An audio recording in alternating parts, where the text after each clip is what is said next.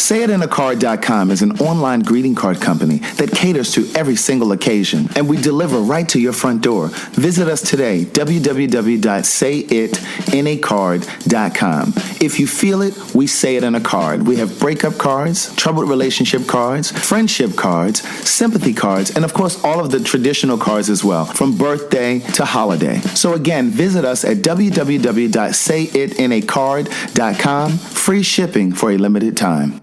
New York City! Oh my God. Baby, when I tell you that the Queen's Supreme Court is bringing the seat to your city. And honey, we're not just giving you one day, girl, we giving you a whole weekend, baby. Me, Funky Dr. Ross, and the real Miss Sophia, baby. Child, we coming there for a 2-day extravaganza.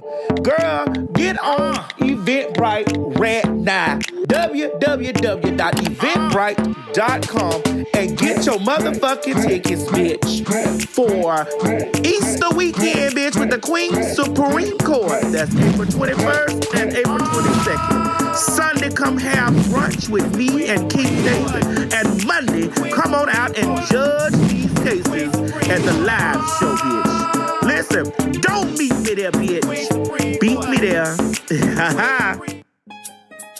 This is very personal work for me. Politics. I believe I was called to tell my story, use my voice, be a voice for the community, to speak to and for a community of people that's been ignored, denied, love, overlooked. relationships, religion. This is my life's work. Religion. I want to use words to uplift, heal, inspire, encourage. Do something different. Every Monday at 10. I guess my first question to you is, I know you grew up in church just from me reading your books. You grew up in church. I grew up in church. You know, Sean pretty much has as well. What's your take on the topic? Well, you know, it's so interesting because I started thinking about this, I would probably say in the past year maybe, how religion has helped and hurt us as a people. I am very spiritual, but I'm not religious. I think it's just been a journey in the past few years that I've had to separate what I've been taught about religion and God and church from what I know to be true about those things. Because everything that I know about religion and church and God, it was given to me. It was passed down to me by the people who taught me religion. And I would venture to say that the same is true for you and the people that are watching this. And that doesn't mean that you haven't studied the Bible on your own. It doesn't mean that you don't go to church at your own volition. What I'm saying is your foundation for religion, unless you just change faiths, but your foundation for religion was given to you by whoever it was that taught you religion, whether it was your parents, whether it was your grandparents or godmother, whoever it was that took you to church, that told you about the Bible. You learned their beliefs. They gave you that, you adopted what they believed.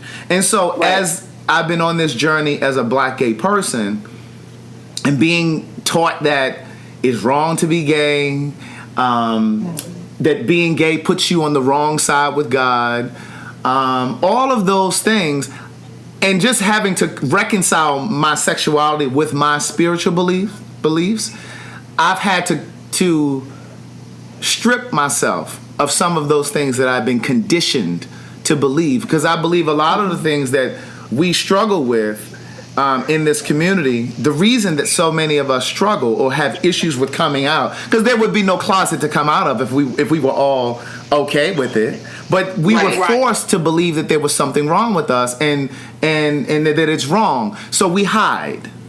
And there's this journey to coming out. And so in that process, now being on the other side of the closet, and just trying to figure out, like, what is it that I know for myself to be true? When I think about the concept of religion, I think that being a people of faith, it guided us through the triangle trade route. Then it guided us through slavery. then Jim Crow, and everything that followed. So I believe it was that spirit, that foundation that kept us. But I also believe that it's hindered us too. I believe that religion has held us back. It's kept us from some things. And that's what I really want to explore. Okay. And see, for me, you touched on something that I always joke with Candy and say I'm still in the infancy stage of my spirituality because I'm still learning and growing and becoming more comfortable even having conversations such as this. But for me, I've just started learning the difference between spirituality and religion, because for me, that's a newer concept within the last few years, because I didn't even think about it in that way, to say, no, you can be a very spiritual person, but you may not be religious. And so for me, that's very brand new.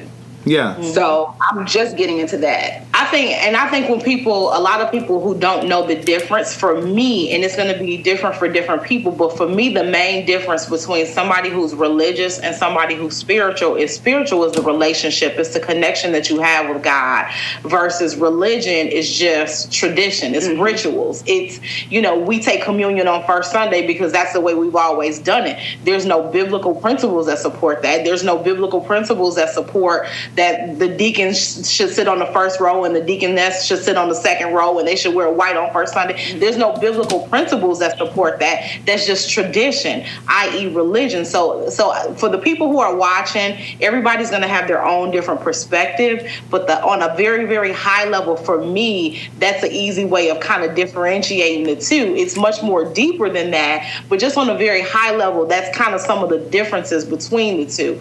But the spirituality piece is the most important piece, because that's your direct connection to your creator. That's your relationship with God. And, to Craig's point, I've, over the course of my life, I've become a lot more spiritual, because I now know, despite what I've been taught, I don't have to go to the pastor. I don't have to get his approval. I don't have to, make sure everybody in the church knows and understands how I live and, get the approval of people. I can go directly to God, know and understand his plan and everything for my life, and what I'm doing and how I live my life. And the community that I'm a part of, being a part of the LGBT community, is something that he loves, honors, and supports or not. And I know that he does. I know that I was born gay. I know, there's a lot of things that a lot of people have these conversations that is just simply not up for discussion for me, because, I'm comfortable within my spirituality. And I think for me, basically what you both just said, spirituality is about your personal connection. I believe that your conscience is, or your inner voice, that's God speaking directly to you. I believe that your conscience is your roadmap through life. I believe that religion is really about doctrine. It's about practice. It's a system. And religion has always been about control and power. It's always been about control and power. At one point, religion was used to control a people, that people being us. And so there were all of these things that were put into place to control us. And now you see religion being used by us to control other people that look like us. What I've learned is, and somebody said this to me, I had a conversation with someone not long ago, when you think about the history of our people in this country, everything was stripped from us.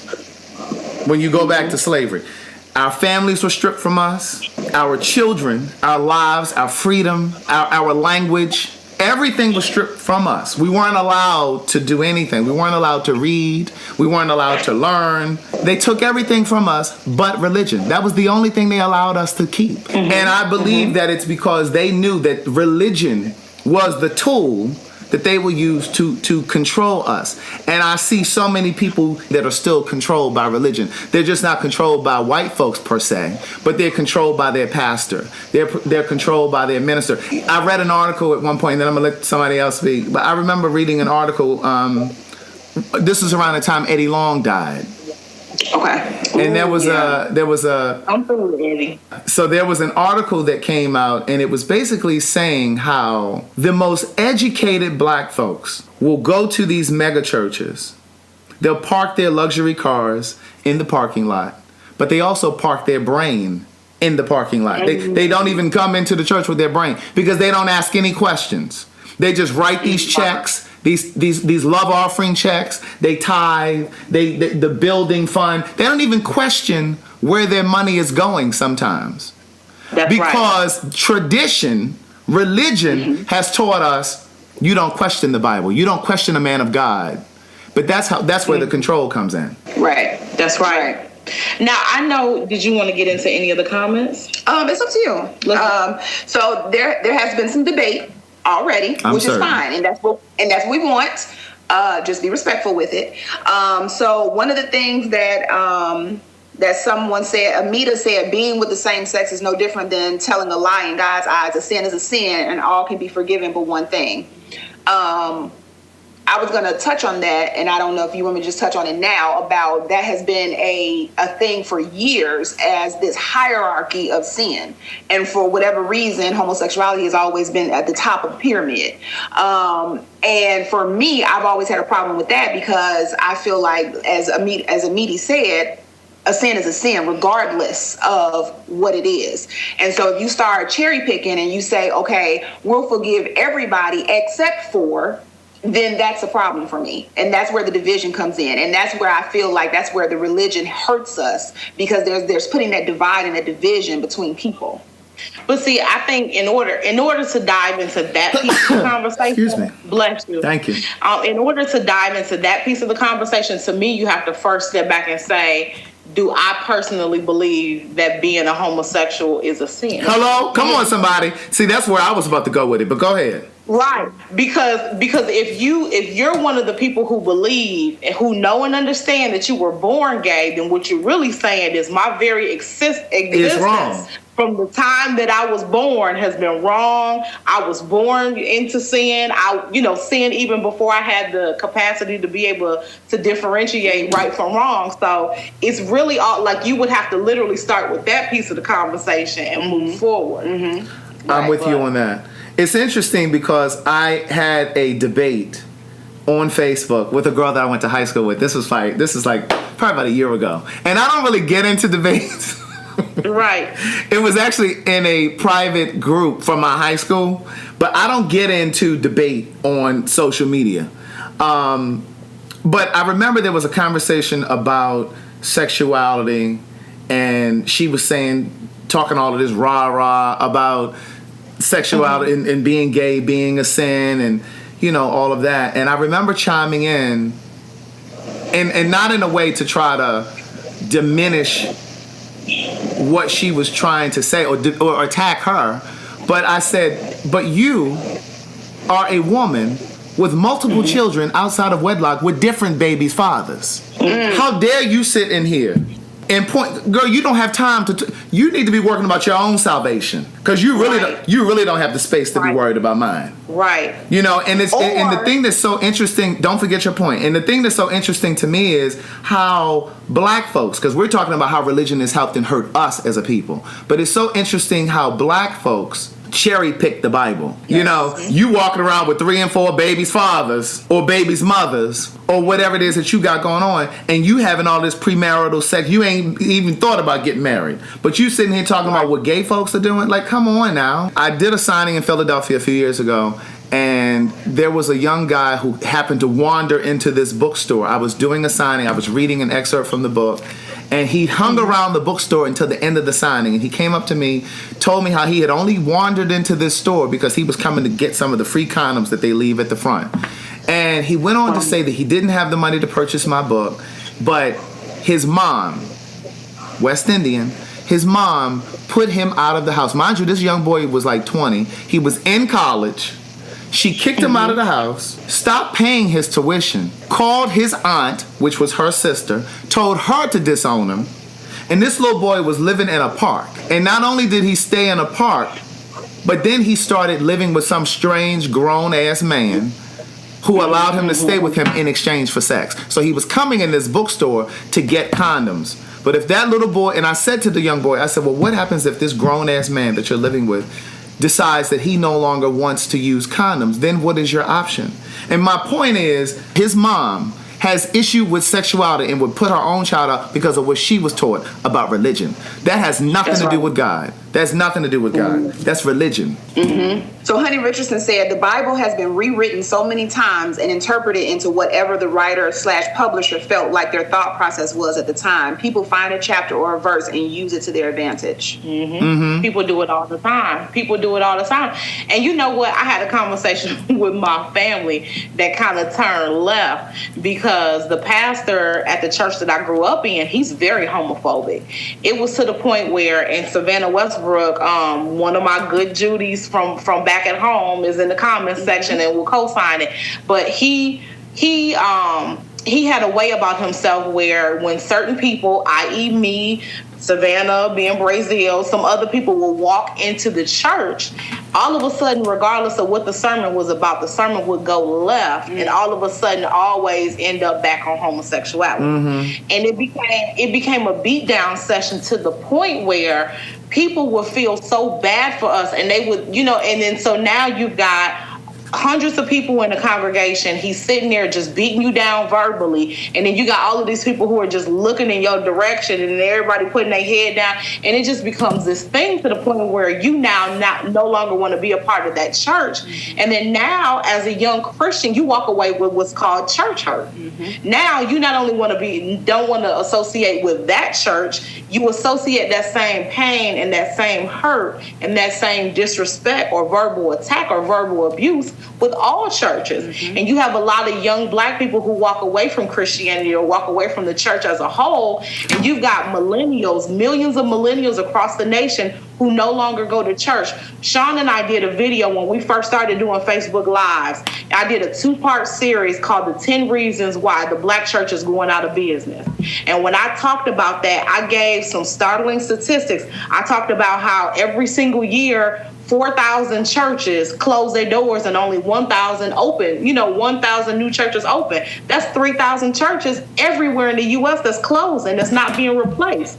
And how millions and millions of people every single year are walking away from the church, still claiming to be Christians, but wanting no affiliation with anybody's ministry, anybody's church, anybody's anything. And so it begs the question, if you've got all of these people in the LGBT community, and you've got all of these churches that are empty, struggling to keep their doors open, why can't we bridge the divide, bring both parties together? Because basically both parties, in so many words, in my opinion, need each other. Could benefit from each other. You said a couple things. I'm just sitting here jotting down my notes because, see, I will get caught in a conversation and I'll forget where I wanted to go. You said something. I want to start with the point that you made about church hurt. And it immediately made me think about a conversation that I had with a friend of mine in California. And we were watching this show called The Four. It's like a singing competition show. Yeah. I had never seen it before. And so I was in California. I was watching the show. And there was a young black guy on there. Really, really dark-skinned guy. He had these hazel contacts. You know how, like, when somebody really, really dark-skinned wear light contacts and it just doesn't look right with them? Right. And you're like, why can't you see what I see? Like, that doesn't work with you. And sometimes with me, I don't know if it's always true, but I know for me, sometimes when I see that, I immediately think that person has some sort of identity issue or color complex issue. Doesn't necessarily have to be true, but that's what it triggers me to think. So this young guy was on the show, and every time the camera would pan over to his friends in the audience, they were white gay boys. I could tell this boy was gay. Like, he talked about being gay. He was openly gay. The camera would pan to the audience, and his friend, his network, was white. But then when they showed the package, the video of his family, he was from some little small town in like Alabama or somewhere, just down home black folks. And I remember saying to my friend, I said, this boy should win this competition. He should win this competition. And my friend said to me, he said, but you know what? I wouldn't vote for him because if he wins, he's not going to make music for the black kids. He's going to make music for the white community because we hurt him. And when I say that thing stung and it hit me, and I've been thinking about it ever since, and it's so true. We sometimes turn away from our community. Sometimes black gay men turn away from this community because of church hurt. And not just being hurt by the church, but the black family, the black church, and the black community. And so oftentimes when you see black gay men, and again, I'm keeping it to black gay men, or black gay people, LGBTQ people. Oftentimes when you see a person in our community that's LGBTQ and they refuse to date within their own race, they only date white or they only date Hispanic, it's because our community has hurt them. We turned our backs on them, and they were called sissies, faggots, dykes, whatever it was. They were called all of those things as children. And I've said this time and time again on my Facebook Live when the conversation comes up. I was called a faggot by my own people before I was ever called a nigger. Wow. And when I tell you, I remember some of the trauma, and I was not a bullied little boy. I was not bullied. But you know, as a kid, there are those go-to things that your cousins or your siblings or your neighbors or your schoolmates, they call you, whether you're the little fat girl or you're the little dark black girl that they call, you know. I was the little sissy. I was the little fag, you know, that kind of thing. There's a trauma that occurs, and it chips away at your self-esteem. And I've never had self-esteem issues, but the issues that I have had were all attached to my sexuality, because the black community hurt me by calling me sissy, fag, and punk. They didn't celebrate me. They didn't celebrate me because I was an amazing student, because I was gifted, because I was this. They didn't celebrate me for that. I was just a sissy. I was a fag. You know, and so again, religion has hurt us. It has damaged us in ways immeasurably. The other point that I wanted to say, and just cut in if you need to. I'm just looking at my little notes right here. The other thing that I was going to say is black folks are so blinded by religion, because again, there's a difference between spirituality. I pray on my knees every single night. Every single night. That's right. I get down on my knees. I have a connection with God. I'm not too sure about this religion thing, because again, it's always been about power and control. People trying to tell you how you're supposed to serve, and you're supposed to shout, and you're supposed to do this, you know. But black folks are so blinded by religion that it allowed Eddie Long to get away with what he was doing with those little boys. That's right. It allowed, it had black folks at that church saying, oh, those little boys are lying. Let me tell you something. Those 7 little boys, only 2 or 3 of them knew each other. Only 2 or 3 of them knew each other. So you mean to tell me that all 7 of those little boys had identical stories of how that man seduced them? But because black folks at that church, some of them, because some of them left, because some of them knew, but some of them were so blinded by religion that they were willing to say, those little boys are lying. They didn't want to believe that this man of God. Right. Because so we get into all of them semantics. Oh, he's a man of God, and you shouldn't challenge the word. You shouldn't challenge a prophet. Listen here. Wrong is wrong. That's right. And the same thing happened with James Cleveland. Same kind of thing happened with James Cleveland. Some of you may not know this, but I'm going to help you. And you can Google what I'm telling you. James Cleveland did a similar kind of thing. Eddie Long had this... Eddie Long had a program called the Longfellow Academy. If you don't believe me, Google it. Right. It was called the Longfellow Academy. It was supposed to be a leadership program that catered to little black boys who were raised by single mothers. They didn't have leadership in their life. Yeah. And that was the channel in which he was seducing these little boys. James Cleveland had a music ministry. I don't remember what it was called. You'd have to look it up. He had a music ministry, and that's how he funneled those little boys in. It was supposed to be for little boys who had musical prowess or musical interest, and that was how he seduced the boys. James Cleveland was adopting little boys as well. One of those little boys he raped. I don't know about how many of them he raped, but he raped one in particular. James Cleveland died from complications with AIDS. That little boy that he seduced and raped is HIV positive. There was a lawsuit. He settled out of court. He paid the boy. But the boy never got paid. The boy was never paid. But that boy spent a great deal of years after that on and off drugs, just wayward. Because that whole thing just traumatized him. Because the church and religious people put these men on these pedestals. And they don't want to see the truth. That's right. That's right. But you know, with the whole Eddie Long thing, it goes back to people's inability to have critical thinking skills. To your point that you said earlier, how you got these college educated African Americans that will drive their luxury cars and park not only their vehicle, like you said before, but they'll also park their brain. Because when the Eddie Long thing played out, I I used to be an avid follower of his. I would buy, this was back when they were selling DVDs. I would buy DVDs. And to this day, I still have a stack of his DVDs sitting upstairs collecting dust. But I couldn't connect with him after that happened because I could look in his eyes and I could tell that he was guilty. I have a spirit of discernment, so I could see all over his face that he was guilty of doing it. And what a lot of people fail to realize is while they were chastising those young boys for coming forth, for sharing their story, for being courageous, instead of wrapping their arms around them, which is what the world should have done, the Black church shunned those boys. And so you can always tell when somebody's telling the truth based on you asking the simple question, what do they have to gain? Right. They were already getting his money. They had access to him, and they probably, had they kept their mouths shut, would have gotten more money on that side of the fence than they did by trying to settle in court. So you have to be able to look at a situation and say, is it beneficial for somebody to come forth and lie? Absolutely not. That's embarrassing. Right. And why would somebody want to say that they were molested? That's crazy. And then the other part of that is men like Eddie Long or James Cleveland or professional athletes or men in the government in that work in Washington, they typically deal with other men who have something to lose. Oh, of course.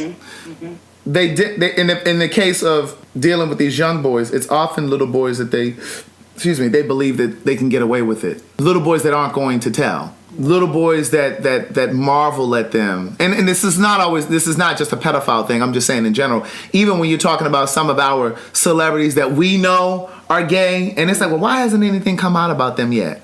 It's often because they tend to deal with other people who are closeted or down low like they are. So that's how they're able to keep the secret. But what I will say is, to the point that you were making about the DVDs with Eddie Long, I decided many, many years ago, I will not support another church or ministry or pastor that vilifies LGBTQ people. Because what I realize is a few things. Oftentimes, these pastors get up there on these pulpits and they speak from a place of flesh. They're not speaking in the spirit. They're speaking from a place of flesh. And they're often speaking to issues that they struggle with. They speak against issues that they often struggle with. So like these pastors that are always talking about gay people are going to burn in hell and gay people are going to do this, oftentimes they have issues around their own sexuality. And they're trying to keep their congregation off the scent. They don't want anybody to know. But what I will say to that is, I personally believe, and I've said this before, the church owes us an apology.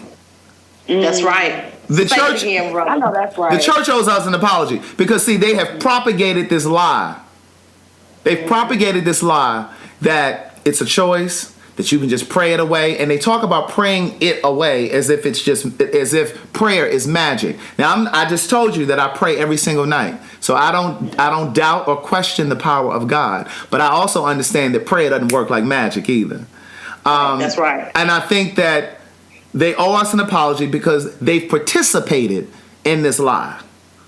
Some of them have participated in the community, but they still continue to perpetuate this lie. And so again, that's why I struggle with this whole notion of religion and church, because if you think, like I just said at the top of this conversation, everything that I know about religion, most of what I know about religion was given to me by my grandmother and the people that took me to church. Right? That's right. Only a very small portion of what I know is what I've taught myself over the past, few years. But if you think about the people that taught you, whether it was your grandmother, your great-grandmother, whomever, remember, somebody had to teach them. And if you go far enough back down that line, it was somebody white teaching your great-great-great-great-great-grandmother about religion. And the last thing I'm going to say, and I'm going to let somebody speak.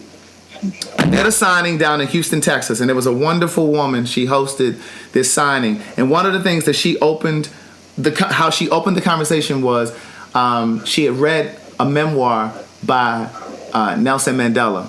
And in the book, he said, when white folks showed up in Africa, they were holding the Bible, and we had all of the land. But when it was all said and done, we were stuck holding the Bible, and they had all of the land. They seduced us with religion. They seduce us. And we're so caught up in religion, it's like we don't even see just how lost we are. But you know what? There's a lot of truth in that, and you see evidence of it even in our communities today. When something happened, when there's a school shooting, when you see all of these drive-bys, and with the Kanika Jenkins case that happened out in Rosemont, Illinois, where the young girl was found in the freezer, all these different high-profile, celebrated cases, and you have to ask the question, where's the church? Where's the pastors? Where's the leadership? When all of this stuff happened, you see the mother crying, you see the family supporting her, holding her up. Sometimes you see activists or you see people in the community, but where's the church? Where's the church? All of these people, somebody belong to somebody's church. And even when you think about every war, whether it's 9/11, every war is steeped in it's a religious war. It's a religion war. Because again, it's about control. It's about our religion says this, your religion says that, so now we're going to clash. It's that's all right. Steeped in that. And so that's what I'm saying. We have to really start thinking critically as a people. And even when we talk about the position of the church in the community, in the black community, like we have enough mega churches. We have all these mega churches. And I just personally I'm not convinced that building these mega churches is what makes God smile. I'm convinced that if we took that money, instead of building these $60 million churches, we use that money and build our community. I remember going to a mega church and attending one. I wasn't a member, but I remember attending a few times. And I remember they were raising money for their new building. And they did a full-on PowerPoint presentation in the middle of the offering. And they were trying to raise $60 million for the church, for this new church that they were building. And I remember looking around that church that day and thinking, how many people in here are putting money into this building fund and they don't even have their mortgage paid? That's right. Or they're behind in their mortgage. Or they have children that are away at college and they don't even know how they're going to pay their children's tuition.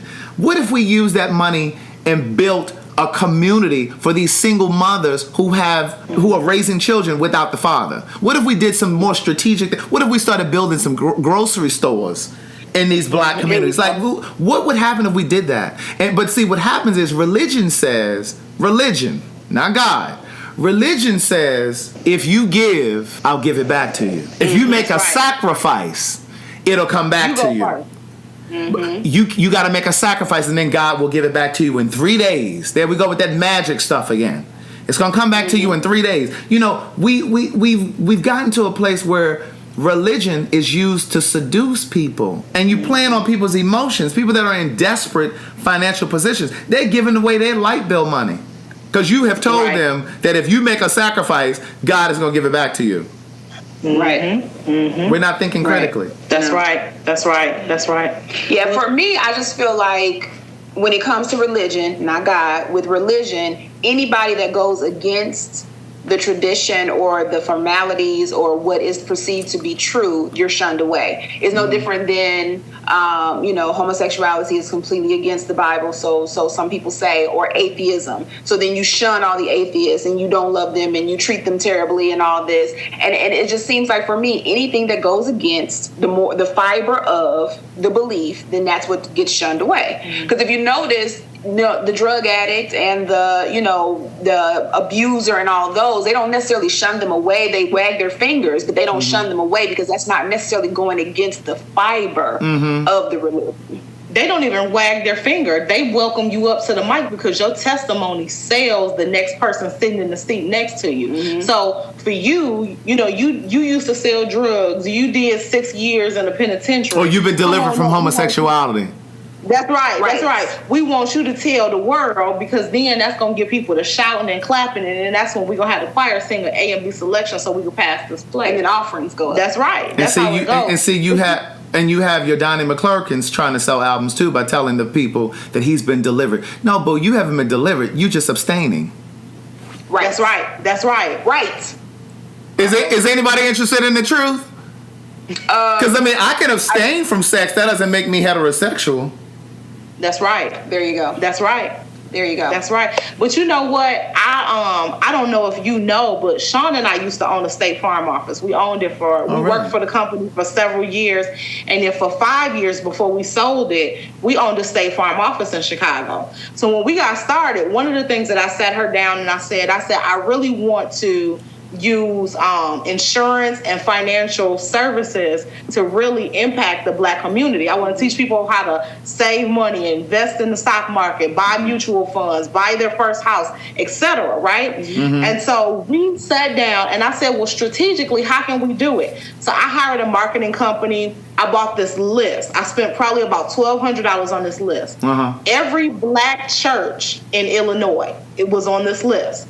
So I literally took a day and I called every single pastor, called them and mailed them a letter. Uh-huh. I said, look, I'm an insurance agent. I want to do a free seminar. You're not paying me anything. I just want to do a free seminar at your church, help people. Yeah. This is what I want to do. And I shared it with them. You know what majority of them said? Oh, no, because you trying to take the money that they have.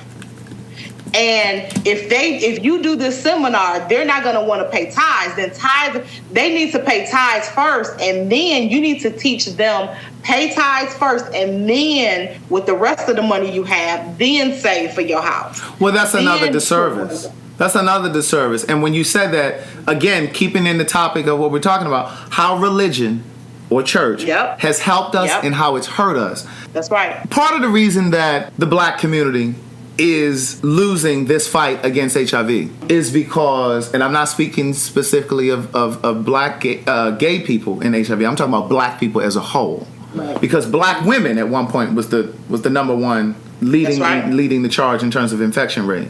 But part of the reason we have suffered as much as we have is because the church has not gotten involved in the fight. That's right. And I know that there are churches that do, but I'm talking about the church body. When you think about the fact that 80% of Black people believe in religion, believe in God. 80% of Black people believe in God, believe in religion. But the reality is that is not a conversation that often comes up, because in the church, a conversation about HIV would lend itself to a conversation about sex, premarital sex, and sexuality. And so in order to circumnavigate those two conversations, they just ignore it. But I believe that the Black church could have changed the game. If the Black church had gotten in front of this HIV thing, because we are so traditional and we take the church at, the church's word as gospel, no pun intended. But it's like we could have changed the game. The church itself could have. Listen, the CDC would have had nothing on the Black church. Right. That's right. Because see, the Black church could have had conversations about it. Mm-hmm. Well, to your point, it works from a health perspective, given the example that you did with HIV, and then it works from an economic perspective, given the example that I did. Exactly. We could have changed our whole way of life. Exactly. Community, the Black community, as we know it now, would not have even been able to exist. There would have been very little poverty. There would have been very little statistics for HIV. Fatherless homes. On and on and on. And fatherless homes. Yep. Fatherless homes, exactly. And I think that speaks to the whole part that has religion helped us or hurt us. Religion has the potential to help us greatly. Absolutely. As we just stated. It's just if you learn how to use it in a positive way, it can help a tremendous amount of people, because like you said, people are so caught in that tradition and almost to the point where they allow religion to almost brainwash them. Well, okay, we'll brainwash them with positive things. Yeah, because you can control what people think. I mean, it's clear that religion has controlled what people think, and so if we could have used that in a way to bring attention to the ills in our community, then we would really be doing something. But see, in order for that to happen, the people who benefit most would have to take a back seat. Because if we restructured the way that the Black churches ran and how they think and how they move, etc., then pastors of mega churches wouldn't be able to make $43 and $50 million. They wouldn't be able to fly in jets and have all these private vacation homes on the beach, etc. It would be a level playing field, because the money, instead of it going into your pocket, i.e. pastor, it would be circulating throughout the community. Yeah. I agree. I agree. My thing is, I want black folks to start to see the comparison or the parallels between racial discrimination and the discrimination in terms of sexuality, because the same. It's almost like that cliche that hurt people, but it's almost like the oppressed wanting to oppress. So it's like black people have been oppressed in this country, but there's this desire for black folks to have someone else to oppress. And seemingly it's the black gay community. It's the LGBTQ community. Because the things that, the hell that they sometimes put us through in terms of family members, co-workers, the stuff at the church, it's no different than the shit that white folks do to make our lives hell. Right. You know, and so once we can start to see these parallels, it's just like, you ain't doing no different than what white folks are doing. And what Jason said in the comments kind of goes to what you just said. He said thought suppression is not deliverance. That's right. Exactly. That's right. Exactly, Donnie McClurkin. Somebody send that memo to Donnie McClurkin. Somebody shared it. Somebody shared this video to his Facebook page. I know that's right. Tag, share, and invite. Hey girl, hey. Hey girl, hey. Hey girl, hey. Jael said, I would consider tithing and membership when I didn't pay a bill to provide an offering, yet watch my lawyer walk in with a fur and not bother to learn my name. There you have it. And it's almost like sometimes it's just pathetic sometimes, because you see in some of these churches, you know, people are living at the poverty line or below the poverty line, and they're giving their last to these pastors. And it's not all of these pastors. But, you know, they're giving their last to these pastors, and they're walking in these churches. They're driving in these churches in Bentleys, and you got a congregation that's on food stamps, or their damn credit score is a 400 and 500. Right. That's what I'm saying. That's why I'm like, what about workshops, or what about putting something in place to better your congregation? People need better paying jobs. You know, you should always have a situation where you're trying to advance people in some shape, form, or fashion. And so I just feel like it's just a show. It's like we come together on Sunday, maybe Tuesday or Wednesday, whenever Bible study is. You know, we do this emotional service, or we have this emotional service, and then everybody go their separate ways. You live how you live, I live how I live, and then we meet back and do it again. Right. But nothing changes. My way of life doesn't change. Your way of life doesn't change. And anything that you learn about money or social justice issues or anything like that, voting, anything that impacts your daily way of life, you learn outside the church. And it's like, why is that? You've got several hundred or several thousand people gathered at one time. Use your power. So Amity, I believe is how she pronounced her name. She says her church doesn't pass offering, you give if you have it. And that's a good thing. So, you know, that's a positive. Oh, okay. Jason said the most potent weapon of the oppressor is the mind of the oppressed. Oh, yeah. Let me see. Lisa said church is a business, and we know that. I mean, at the end of the day, I see some people look at that as a negative statement, but for me, that's also, it's not really negative, because at the end of the day, every organization that puts up a building is a business. I don't care what it is, whether it's a store, a church, a school, all of them are businesses. So at the end of the day, you look negatively upon the church because they have to run their business, because that's really what it is. But you have to also use that business in a positive way. That's right. Right. Everything's a business. Craig the Writer Stewart is a business. Candy and Sean is a business. Sure is. Church is a business. Okay. Everything is a business. Listen, if you guys weren't supporting these books, I wouldn't be able to sit on here and speak like this, because I'd be somewhere in bed getting ready for somebody's job tomorrow. Come through books. Okay. Come through books. Can you, speaking of books, can you give us any information on book number 4? Yeah, I'm calling it The Book of Jewels, and it's 10 chapters. Right now it's 10 chapters. And each chapter signifies one of the biggest life lessons that I've learned. So like the very first chapter of the book is called Life. The last chapter of the book is called Death. But then there's a chapter called Dating. There's a chapter called Love and Fear. There's a chapter called Passion, Fate, and Destiny. And in that chapter, I talk about following your passion and how you know how you know you're called to do something. But each chapter opens with an original quote. and those quotes frame what the chapter is going to be about. So it still is biographical in a sense, because like in the dating chapter, I talk about the lessons that I learned about dating and how I learned to be a better dater, a smarter dater, not so anxious dater. And I give you specific scenarios or stories that happen, and then I tell you the lesson that I learned. So yeah, so it's called Book of Jewels. But I need to finish it. I need to finish it. You will. Oh, and by the way, everybody, I did put Craig's information in the description box. So if you're interested in the first 3 books that he's written, please make sure you go in the description box. There you go. His Cash App and information is there. His website is listed there. Okay. He's showing you the titles there. There you go. So just make sure you hit the description box, and all his information is there. So you can make sure you get those as well while you wait for the other. Thank you for that. But yeah, the books are available on Amazon, all e-readers, as well as Audible. I narrate them. But if you want to get a signed copy from me, then you can use the Cash App, and then I'll ship it to you. But yeah. There you go. But thank you. Did you guys have anything else? I think I said a mouthful. Rounding out our hour. I think that it has been amazing. There has been, like I said, there's been some discussion and debate in the comments. Thank you for everybody that has debated respectfully. Yeah. We understand this is a sensitive topic. Everybody's not going to agree, and we don't expect everybody to agree. Share this video if you don't agree. Please that do. way there can be more discussion. Yeah. So Candy and I have always said this is a judgment-free zone. That's right. Everybody can have their own thoughts, opinions, and feelings as long as you respect everybody else. So, we definitely appreciate everybody having the dialogue in the comments, and continue to have that dialogue in the comment. Craig, thank you so much Thank you. dialogue.